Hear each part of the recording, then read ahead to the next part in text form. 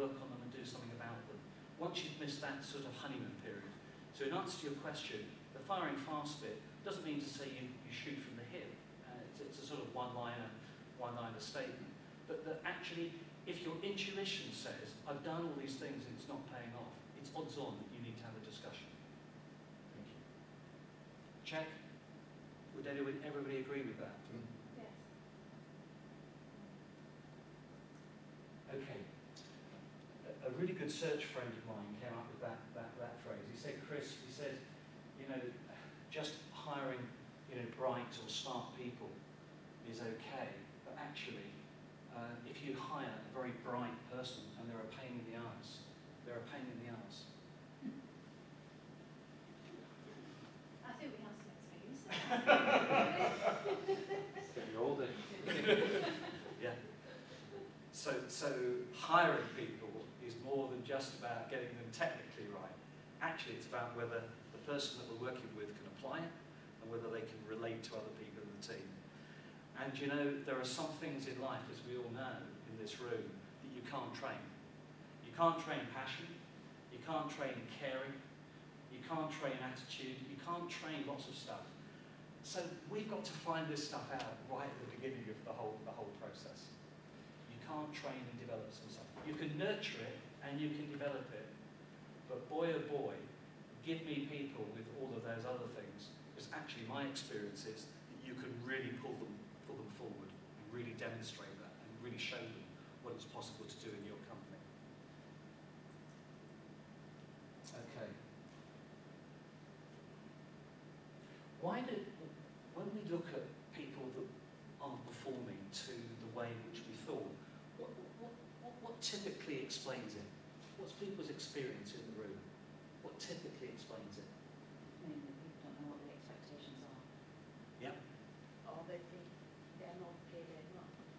Maybe. In the comfort zones? Yeah. One thing we've got problems with at the moment. Right, okay. There's a few scars on the back, isn't there? Somebody that's been in a job for a long time and just, it's always been done like that. Yeah. I don't want to change it. Resistance to change, and I'm doing Yeah. so on with cost of living increases on ridiculously high salary as well, and in certain cases on one person on the same salary as two other people who are All of that. 10 times the work that that one person does. Right. The overwhelming reason for underperformance, and this is not just me, this is Oodles and Oodles research, is exactly what you said. Underperformance, 97% of it tends to come from lack of understanding about what's being expected of them. And it sounds so simple, doesn't it? It sounds really simple. So, ergo, it's not just about job specs, it's not just about people specs, it's not just about having conversations, it's about actually guiding people, really working hard on that induction process. And something that I feel absolutely passionate about is that it's not just the what, it's the how. If I don't know what 10 out of 10 looks like, how the hell can I achieve it? And the number of times I've walked into companies and people have said, oh, you know, Jeff, he's just not going to make it. Or Henry, you know, I don't understand where he's coming from. And within literally a relatively short period of time, you start to get these these issues to do with lack of expectation, lack of understanding. And those are the types of things that we can actually do something about. And do you know the good news? It doesn't cost you a bean. It's just a particular approach that you take. No, I've got to understand something about 3%. Because I'll be quite blunt, I put it down to now sheer laziness. Yeah. Because my wife and I have taken a business, purchased an ongoing business, and I've got a member of staff that, and then put pictures from, bought it from the number of families we know, the member of staff, and they've been there for 15 years, we've known them, we've got knowledge of the wife has. And they know how the job should be done. But when nobody's around, you know, we notice a distinct difference in quality of work when we're there and when we're not. Same as we notice a distinct difference in turnover and profitability when we're there and when we're not. Now, any suggestions? So what's the discussion? Okay, hey, right? Can we focus on this? Because I'm ready to sort of show the direction of the door.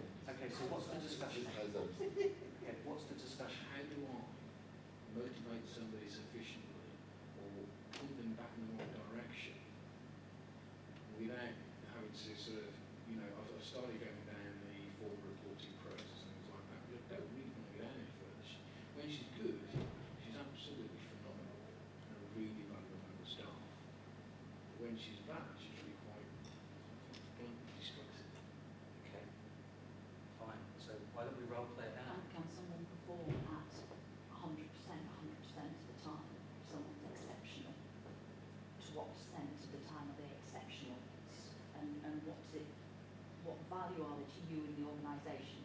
So given that it's unrealistic to expect someone to perform at 100% of the time, are they worth what you're giving them? Is it worth the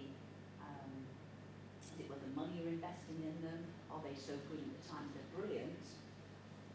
That's got to be weighed against the times they're not so brilliant, and during the time that they're not so brilliant, are they actually damaging your business in the sense of they're being rude to customers or something that's really going to damage your business, or are they just not being productive?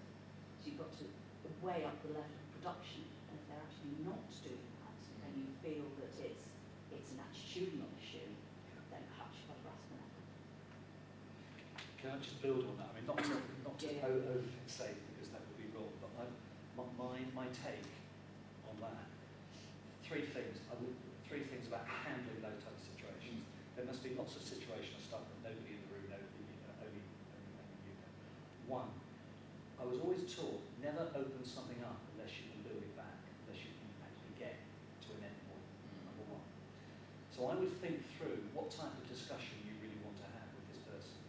So what's your purpose? When you leave the room like this, and she's back here or he's back there, what was that really all about? Number one, think it through. Number two, what are the areas to explore? I can think about a few areas, and maybe after the session, okay, be clear about the areas that you want to explore, and linked into that, I would always think about what questions could unlock the types of points that you were making there. Is this skill? Is it will? Is it a whole series of things? None of us know.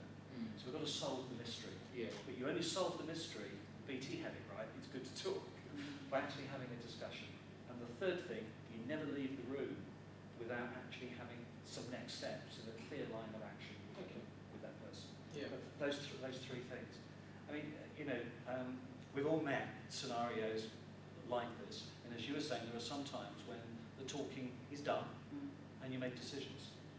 Because, you know, people vote with their feet sometimes, unfortunately.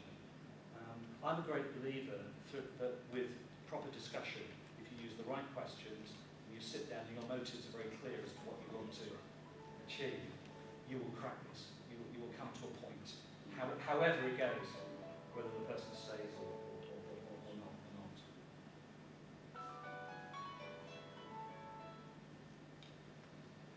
I would suggest you deal with someone who, the problem we have is we've got a couple of members of staff who, their knowledge of the business is extremely good. There's certain things that they know about it, even people sat here for years now, we don't know fully about it. But so they're in the comfort zone, they've been there a long time, they're on very good wages. Companies increased rapidly in the last few years. The managing director is aware of the problems and the issues, and that there are other members of staff disgruntled by it. But he also is aware that they've got us to a certain point. They're not capable of taking us further from where we want to be. Yeah. But on the flip side of that, they've got a lot of years of service into him, and in regards to their loyalty, Oh, the heart pangs, they go, don't they? I can feel them. Been there in that situation. Unfortunately, length of service, it's about outcomes. It's about what we all in this room actually produce. Now, you made a number of points, I mean, not to go into too much detail, again, I'd love to pick it up after the session, because there are so many situation factors. But it's either motivation, it's will, it's skill, it's desire, it's hunger. Sometimes people plateau. And sometimes, if they're not actually living up to what you need, there's a very straightforward discussion for that. That's the sort of 5 minutes behind the bicycle shed stuff. Something that I found to be very, very helpful